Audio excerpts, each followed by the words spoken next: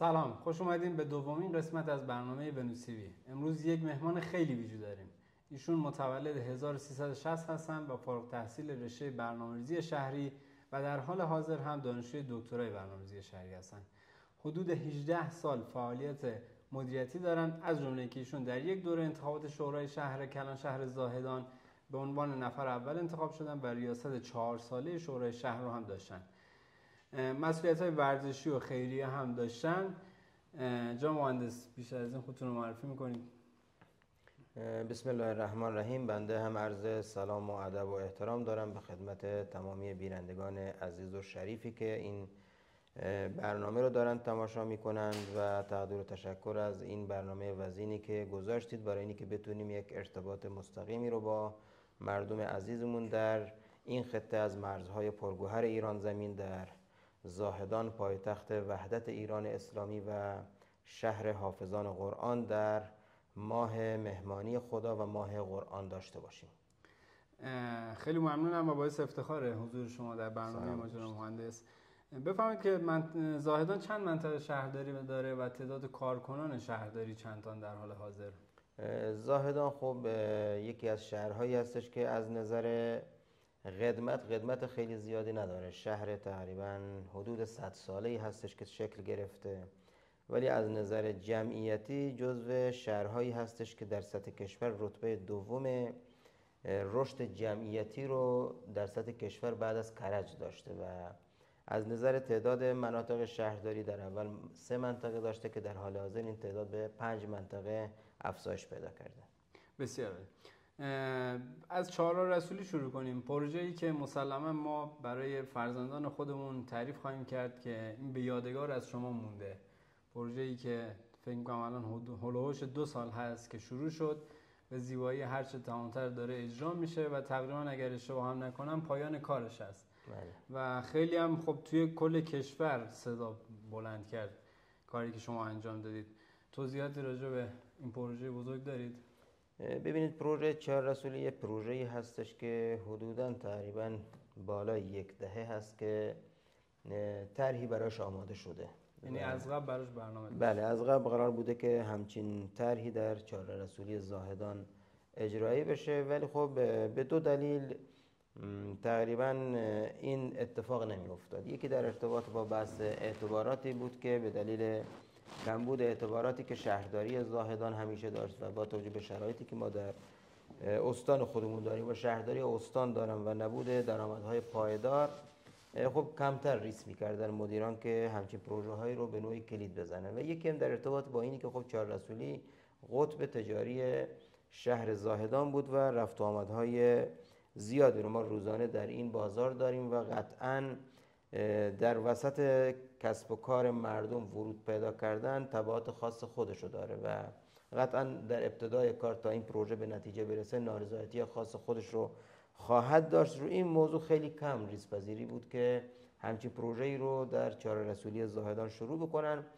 زمانی که ما به عنوان خادم مردم در شهر زاهدان انتخاب شدیم، خب یکی از چشم‌اندازهای ما همین بود که ما در زاهدان یک قطب گردشگری و تجاری که در شأن مردم استان سیستان و بلوچستان و شهر زاهدان باشه ظرفیتش رو داریم، ولی خودش رو به معنای واقعی تقریبا نداریم. یعنی 4 رسولی یه ظرفیتی بود که میتونست خیلی بهتر از اون چه که هست باشد و بتونه جذب گردشگر و توریست بیشتری رو داشته باشه، به شرطی که براش برنامه داشته باشیم. در همین راستا خب ما طرحهایی رو که مطالعاتش انجام شده بود در بحث 4 رسولی اینا رو خواستیم، مطالعات رو دوباره یه رصدی مجدد کردیم در حوزه‌های مختلفش، هم در بحث نوع کاری که قرار انجام بشه، زیباسازی هایی که قرار انجام بشه و هم در ارتباط با نیازهایی که باید بعد از اجرای طرح داشته باشیم که بحث پارکینگ های محدوده 4 رسولی بود و موارد مختلفی که باید پیش بینی میشد. اینا بررسی شد، پیش بینی هاش انجام شد و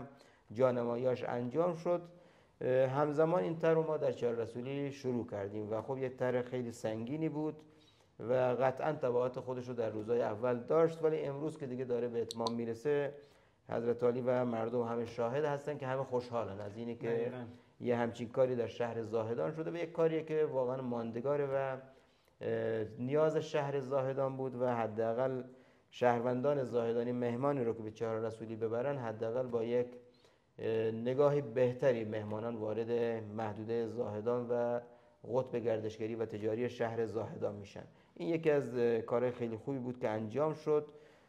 چشمانداز این طرح خب اصل تر این بود که ما از خیابان چمران، خیابان مولی حسن‌پور رو وصل کنیم به فلکه ارکیده، میدان شهدا و همین مسیر بره در خیابان شریعتی. یعنی چشمانداز آیندهش به این صورتی که ما دو تا بازار اصلی شهر زاهدان رو به هم اتصال بدیم و از اون طرف هم خود به خود این طرح در حال حاضر هم اگر شما در چهار رسولی دیده باشید داره گسترش پیدا میکنه. یعنی اون قطب تجاریش تقریبا داره از سمت مولوی حسین‌پور به سمت مصطفی خمینی و از یک سمت هم به سمت کنسولگری داره میاد و این محدوده یه محدوده تجاری خاص میشه و واقعا هم نیاز شهر بود و شما ببینید که چقدر میتونه هم در بحث کارآفرینی و اشتغال اونجا کمک بکنه که افراد بیشتری بتونن اشتغال بیشتر رو داشته باشن. از اون طرف هم خب برنامه دیگه ما داریم، بحث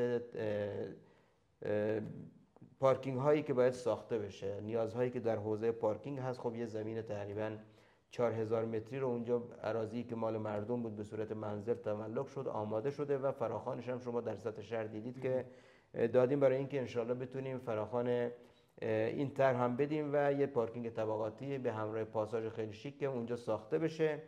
در کنارش کنسولگری رو داریم که خب یه زمین حدود 33000 متر مربعی هستش و اینجا رو هم پیش بینی شده هم برای بحث پارکینگ طبقاتی و هم یه هتل که خب در شهر زاهدان و به ویژه در اون منطقه جزء نیازهایی هستش که باید انجام بشه. از اون طرف هم خب بحث تسهیل عبور و مرور مردم هستش که ما پیش بینی کردیم که همین خیابان کنار روبروی کنسولگری رو که میخوره به چهار رسولی اینو باز کنیم به سمت زیباشهر. از داخل لشکر 88 زری قراره که باز بشه به زیباشهر و یک قسمت عمده ای از ترافیک این محدوده رو انشالله در اون قسمت بتونیم مدیریت کنیم. پیش بینیتون برای پایان پروژه چهار رسولی برای چه زمانیه؟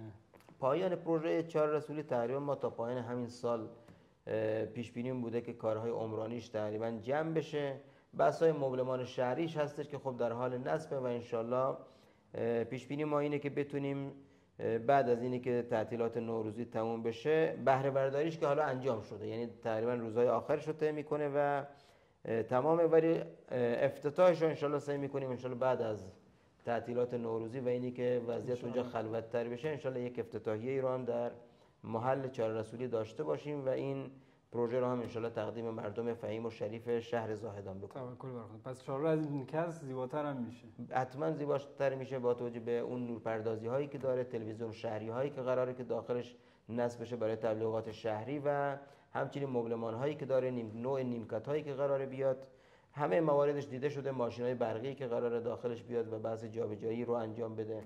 این موارد کامل دیده شده و اون رواق هایی که اونجا احداث شده رواق‌هایی که فعلا اون خط آسمان و زیبایی رو قراره به ما بده. آیندهش به این صورت شده که ما تو بحث حوزه معماری خودمون داریم مصوب میکنیم که در چهار رسولی اون نمای ساختمان هایی که من بعد ساخته میشه همه به یک نوع و با یک نما باشه که اون زیبایی خودش رو به عنوان یک قطب گردشگری انشالله داشته باشه. خیلی خب توی تایمی که شما فکر کنم از نیمه دوم 1400 به سمت شهرداری زاهدان مفتخر هستید، خب فقط پروژه چهار رسولی سر صدا کرد.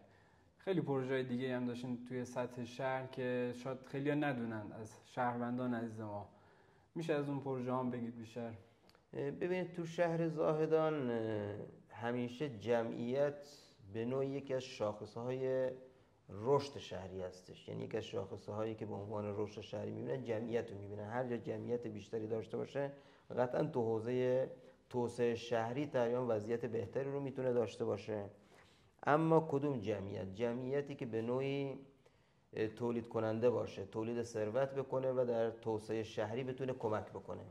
زاهدان از نظر رشد جمعیتی خیلی خوبی داشته. یعنی ما بعد از کرج بالاترین میزان رشد جمعیتی رو در سطح کشور داشتیم. یعنی دومین رشد جمعیتی کشور رو در ما داریم به عنوان زاهدان، ولی کرج سرریز جمعیت تهران میگیره و اون صنایعی که اونجا هستش و وضعیت اقتصادی که داره. زاهدان رشدش از کجا ایجاد شده؟ ما تقریبا حدود بیش از 2 دهه هستش که بحث خشکسالی ها رو در استان سیستان و بلوچستان داشتیم. این خشکسالی ها عامل شده که خب مهاجرت از روستا و از شهرهای کوچک به شهر زاهدان که به عنوان مرکز استان هستش بیشتر بشه. جذابیت اینجا بیشتر بوده و اکثر مهاجرینی که بودن از روستاها، اونایی که دامپروری میکردن، اونایی که کشاورزی میکردن، کشاورزیشون از بین رفته، دامپروری از بین رفته، اومده در شهر زاهدان و در پهنه شمالی شهر زاهدان و مناطق حاشیه شهر سکنا گزیده. خب این جمعیت حدود 44.4% شهر زاهدان رو در بر میگیره. یعنی حدوداً شما حساب کن نزدیک به 50% جمعیت شهر زاهدان اون جمعیتی هستش که خب از نظر اقتصادی در وضعیت خیلی ضعیفی قرار دارن، از نظر معیشتی در وضعیت خیلی ضعیفی قرار دارن، از نظر نوع اون اسکانی که دارن خب در مناطق حاشیه شهر اسکان مقاوم و خوبی هم ندارن و از نظر بحث‌های اشتغالی هم با توجه به اینکه ما صنایع نداریم، کارخانجات مادر رو نداریم، این موارد هم در شهر زاهدان نداریم، خب اشتغال پایداری هم ندارن. ما در کنارش بالاترین میزان شغل‌های کاذب رو در سطح کشور به تناسب جمعیت داریم.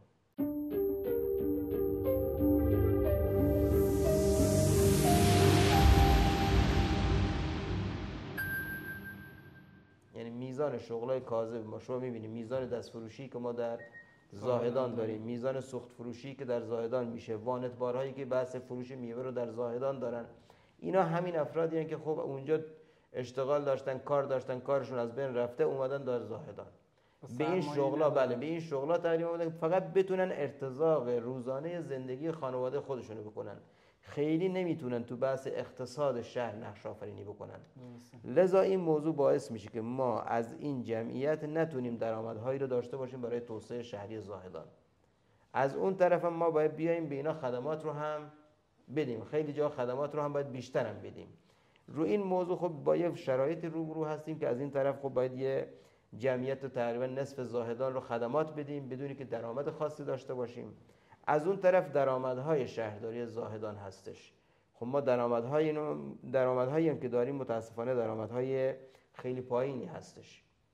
ما در حوزه ارزش افزوده که تقریبا امروز یکی از درآمدهای اصلی شهرداری‌های کشور هستش که دارن از این استفاده میکنن، برنامه‌ریزی‌های خودشون رو بر اساس همین درآمدی که از محل مالیات بر ارزش افزوده دارن انجام میدن، ما تو کشور جزو پایین‌ترین میزان هستیم، یعنی جزو 3-4 تای پایین جدول هستیم که داریم این ارزش افزوده رو میگیریم. چیز حدود شما حساب کن میانگین ماهیانه ما 10 میلیارد یا از 10 میلیارد ارزش افزوده رو میگیریم، در حالی که شهرهای کنار دست ما، یعنی اونایی که با ما همسایه هستن، من خیلی دور نمیرم، از 140 میلیارد شروع میشه تا 240 میلیارد تا 300 تا 400 میلیارد ماهیانه دارن میگیرن، ولی زاهدان داره 8 میلیارد تا 10 میلیارد میگیره و از اون طرف ما باید ماهیانه چیز حدود 130 میلیارد تومان حقوق بدیم.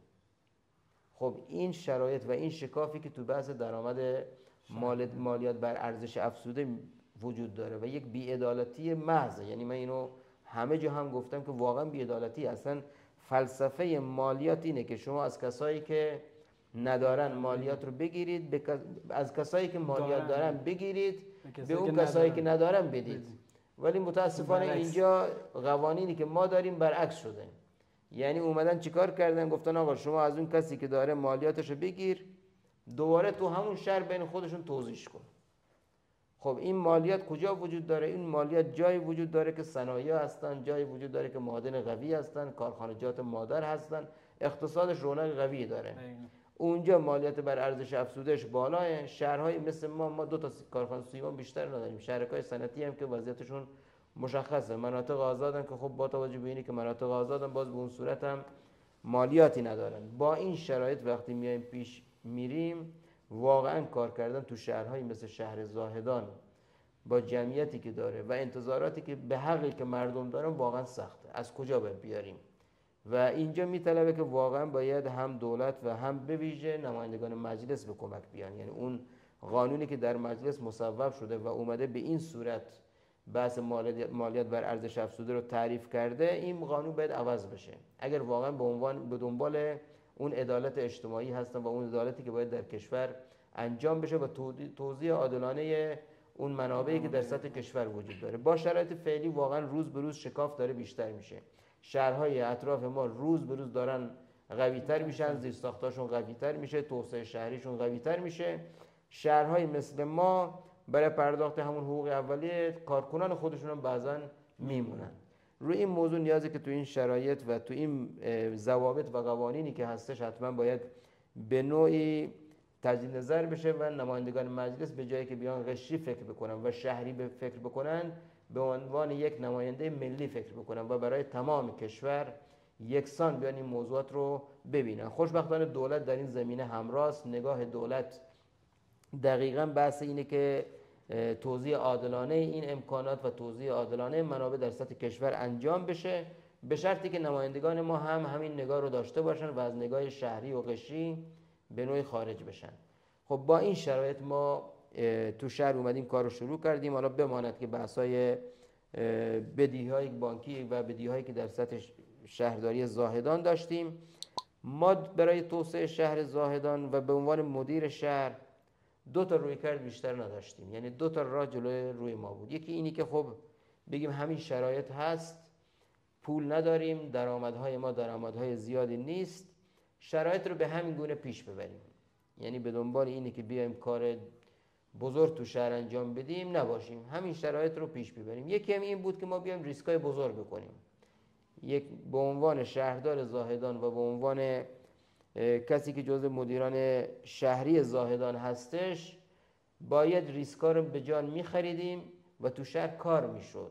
نیومدیم که یک جای رو اشغال بکنیم و فقط دوره خودمون رو بگذرونیم و بگیم آقا ما دورمون تموم شد. اومدیم که اینجا کارهای بزرگی برای مردم شهر زاهدان انجام بشه و این حق مردمه. روی این موضوع خود چند تا مسئله رو ما در شهر زاهدان پیش گرفتیم. چه ریسکایی کردین برای مردم؟ یکی خواهیم بحث 4 رسولی بود. با دست خالی و در کنارش اون تبعات اجتماعی که داشت باید کار رو شروع می‌کردیم. از اون طرف اعتبارات کم بود، قطعاً پروژه ما به تأخیر می‌خورد. خب اینا ریسکای بزرگی بود که تبعاتش رو شخص شهردار باید می‌پرداخت. خب این ریسکا رو پذیرفتیم، امروز نتیجهش رو داریم می‌بینیم که به کجا رسیده. توی بحث تقاطع غیر همسط به همین صورت، خب تقاطع غیر همسط زیباشهر به صورت مشارکتی 50% با راهم بود که به بهره برداری رسید. تقاطع غیر همسط کشاورز یا میدان کارگر که به نام شهید آیت الله سلیمانی هم نامگذاری شده، خب اینم یکی از گره های ترافیکی شهر زاهدان بود. یعنی واقعا اونجا ما گره ترافیکی شدید داشتیم با توجه به اینکه ادامه کمربندی شهر فعلا از اونجا هستش. اون رو هم ما تو برنامه داشتیم. تقاطع غیر همسط میرحسینی و جانبازان رو هم داشتیم که قرارداد بستیم.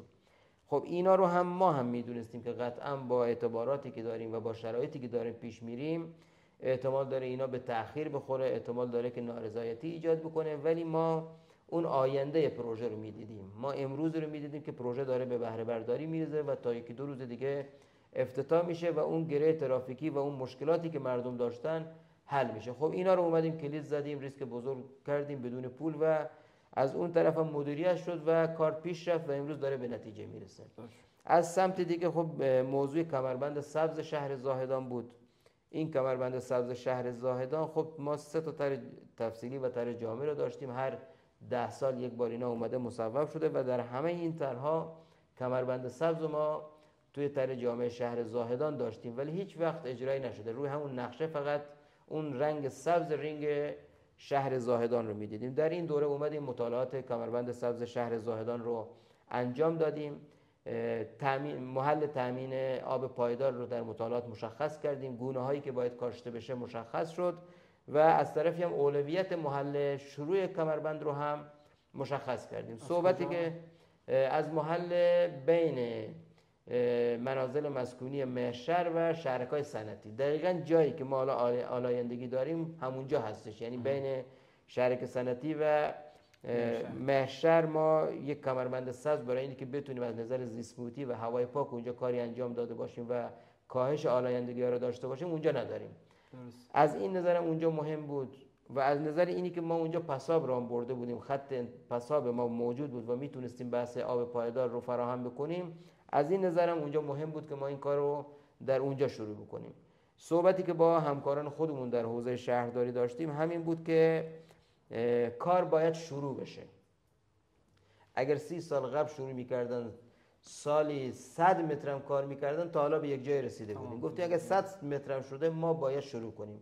امروز خدا رو شکر ما حدود 20 کیلومتر شبکه رو اونجا اجرا کردیم تو بحث آبیاری مکانیزش و حدود 15 هکتار هم ما کاشت درخت رو شروع کردیم و در حال انجام هستش که با حضور معتمدین و ریش سفیدان و سران طوایف و فعالان اجتماعی بحث درختکاریش هم شروع شد و برای اولین بار کمربند سبز شهر زاهدان کلید خورد.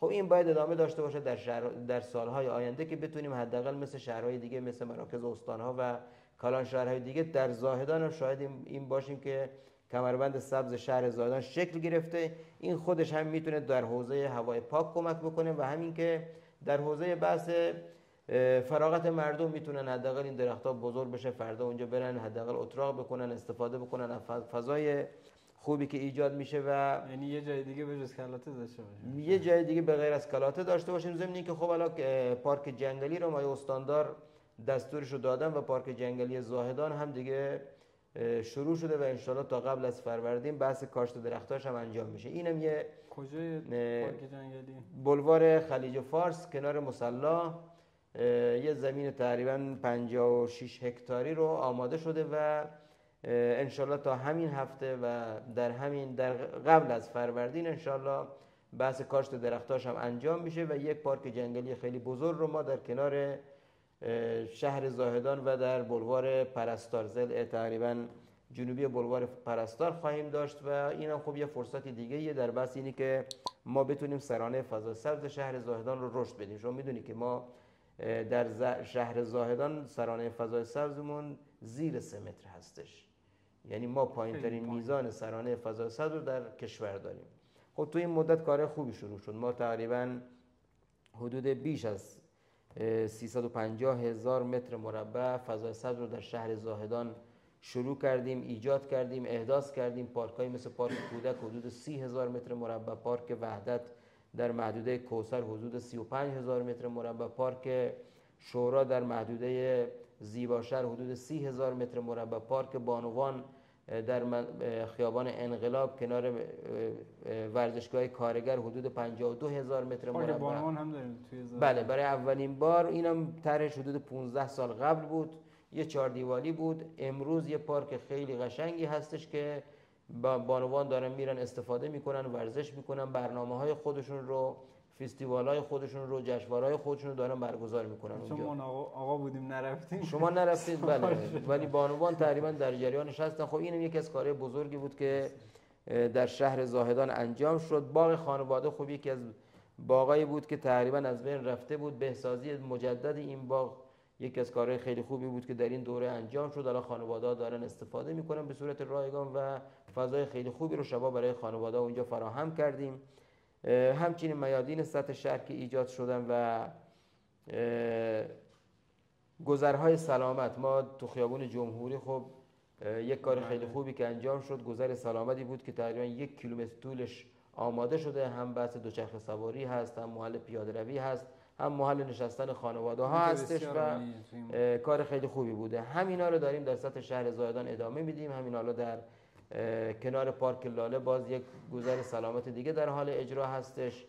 در پارک ولایت کنار پروژه لادیز اونجا هم ما تقریبا یک پیست پیاده روی رو به طول 3.5 کیلومتر ایجاد کردیم برای پیاده روی و نورپردازی و همه کارش انجام شده. آماده سازی پیست دوچرخه سواری رو در پارک ولایت حدود 3 کیلومتر آماده کردیم برای دوچرخه سواری که تقریبا داره آماده میشه و همچنین بحث درختکاری اونجا که چیز حدود بیش از 2000 اصل نهال رو کاشتیم و قراره که این قسمت هم یه پارک جنگلی 95 هکتاری رو انشالله در آینده داشته باشیم. اینا خب کارهایی که در حوزه فضای سبز شده، ولی یک قسمتش برمیگرده به بحث تأمین آب پایدار که ما در این زمینه هم تقریبا 280 کیلومتر در سطح شهر زاهدان شبکه آبیاری رو در بلوارها و میادین و پارک‌های خودمون انجام دادیم. 25 کیلومتر هم بحث خط انتقال رو شروع کردیم، در حال انجام هستش که تقریبا آخرین مراحلش داره طی میشه که تو خیابون دانشگاه اگر دیدید یکی از پیاده‌روها کنده شده و شرایط نامناسبی داره، محلیه که داره خط انتقال پساب تصفیه خانه برای آبیاری فضای سبز انجام میشه. خب اگر ما بخوایم توسعه فضای سبز رو تو شهر داشته باشیم، قطعا باید بحث تامین آب پایدار رو داشته باشیم که این تامین آب پایدارش از محل همین پساب میتونه که انجام بشه و آینده زاهدان قطعا در حوزه فضای سبز بسته به تصفیه آب تصفیه خانه پساب هستش که بتونیم از این استفاده بکنیم که خب اینم یکی از کارهای بزرگی بود.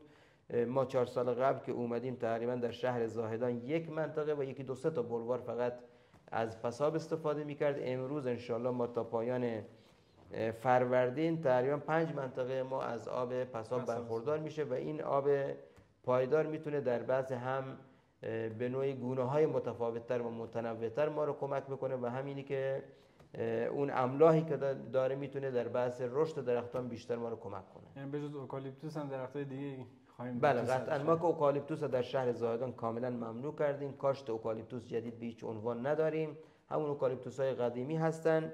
رفتیم رو گونه‌هایی که مطالعه شده و هم مقاوم هستن و هم حداقل ایجاد مزاحمت و خسارت هم برای زیرساخت‌ها و برای مردم هم نمی‌کنن. خیلی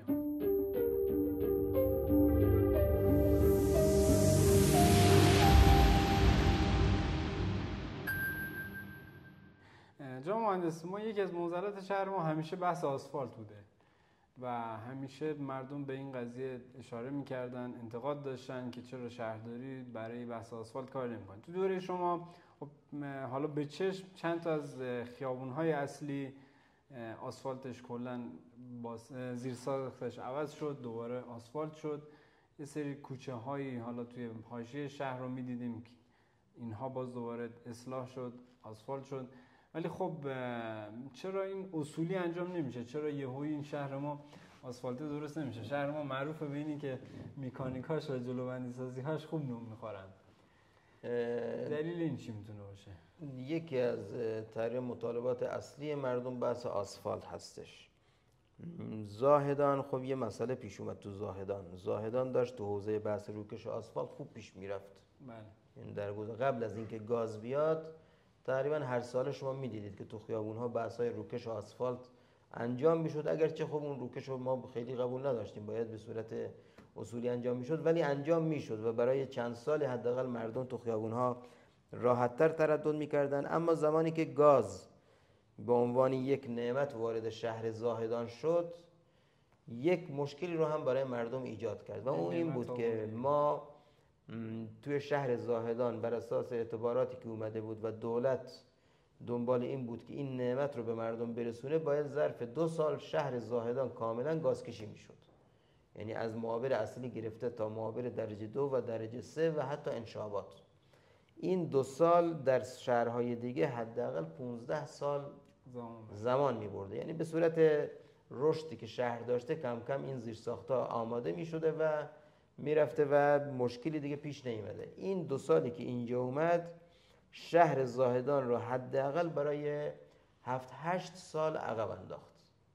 یعنی ما هنوزم در بعضی جاها با همین نوارای حفاری شرکت‌های گاز گیریم. یعنی این باعث شد که شهر زاهدان به خاطری که با نوارای حفاری گیر شد و با این انشاباتی که در سطح شهر پیش اومد، اولویت از روکش‌های آسفالت بره رو بحث نوارای حفاری و این مشکلات اولیه‌ای که از گاز پیش اومده بود. این خب باعث شد که واقعا زاهدان عقب بیفته تو حوزه روکش آسفالت. از اون طرف خب ما همین حالا شما می‌بینید روزانه در خیلی از معابر بحث حفاری رو هنوز داریم. یعنی همین حالا ما حفاری‌های فاضلاب شهری رو داریم، حفاری‌های آب رو داریم، حفاری گاز رو داریم، جدیداً هم حفاری فیبر نوری هم اضافه شده. این متاسفانه اون مواردی هستن که باعث میشه که آسفالت شهر زاهدان هیچ وقت نفس راحتی نکشه. یعنی یک جا رو تا آسفالت میکنید بعد از مدتی میبینی یا لوله ترکید به خاطر فرسودگی لوله هایی که داریم، یا اینه که یک اعتباری برای یکی از دستگاه‌های خدماتی میاد و فشار میارن که آقا شما به ما مجوز بدید که این اعتبار برگشت بخوره، ما بیایم و حفاری رو انجام بدیم. تو شهر زاهدان شما میدونید 25% شهر حدوداً بحث فاضلاب شهر زاهدان اجرا شده، 75% مونده. خب این 75% یک جا نمیاد که بیاد و یک بار انجام بشه. هر سال میزان اعتبار برای بحث توسعه فاضلاب شهری میاد و به همین صورت این خیابونای شهر رو میتنن. فیبر نوری به همین صورت تا اعتبار میاد یه تعداد از کوچه ها رو باز خیابونا رو داره میکنه. بحث گاز هنوز بعضی جا انشابات مونده، کنده‌کاری خودش داره. اینا باعث شد که زاهدان تو حوزه روکش آسفالت عقب بیفته. از اون طرفم به همین صورت که عقب افتاد، اون افزایش قیمتی که در بحث غیر داشتیم توان شهرداری رو در بحث خرید غیر و اینی که بتونه آسفالت بکنه کاهش داد. یعنی واقعا اعتبارات زاهدان و شهرداری زاهدان نمیرسه که بیاد همچین حجمی رو آسفالت انجام بده. ما تو شهر زاهدان حدود 20 میلیون متر مربع معبر داریم، یعنی کوچه ها و خیابون های شهر زاهدان حدود 20 میلیون متر مربع هستند. از 20 میلیون متر مربع معبر و خیابان و کوچه‌ای که ما تو شهر داریم، حداقل 10 میلیون متر مربعش نیاز به آسفالت داره. اگر ما تمام امکاناتم فراهم باشه، اعتباراتم فراهم باشه، قیف و غیر و همه هم فراهم باشه، ما سال 2 میلیون متر مربع بیشتر نمیتونیم انجام بدیم. به خاطر بحث بودجه؟ به خاطر اون توانی که بشه تو شهر کار کرد. اجرای این خودش هم به این راحتی هم نیست که ما بیایم تمام شهر رو ببندیم و بخوایم آسفالت انجام بدیم. اگر بخوایم آسفالت اصولی انجام بدیم، یعنی همینطوری اگه نگاه بکنیم شما ببینید تقریبا با همه امکانات و اعتباراتش هم حداقل 5 سال طول میکشه که ما به یک حد استانداردی برسیم. ضمنی که از اون طرف تو اون 5 سال معابر بعدی ما کم کم داره فرسوده میشه. تو حوزه آسفالت دولت در بحث حاشیه شهر زاهدان امسال کمک خیلی خوبی کرد با پیگیری‌هایی که انجام شد. هم استاندار محترم، هم نمایندگان محترم، اعضای شورا، همه دست به دست هم دادن. یک کمک خیلی خوبی شد. حدود 8000 تن غیر ما تونستیم تخصیص بگیریم برای اینکه بتونیم کوچه‌های خاکی و کوچه‌های بافتای فرسوده خودمون رو آسفالت بکنیم. این کار شروع شده و اونجا داره کار انجام میشه. اما تو حوزه سایر مناطق شهر زاهدان قطعا نیاز به کمک دولته.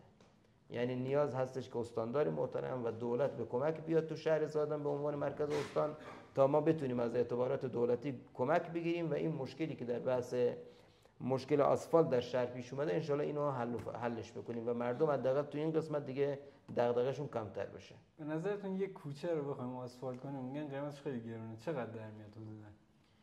بستگی به متراژها داره. ما تقریبا هر تن غیر حالا شده 30 میلیون تومان. یعنی یک کوچه رو شما بخواید تقریبا آسفالت بکنید کمتر از 600-700 میلیون تومان در نمیاد.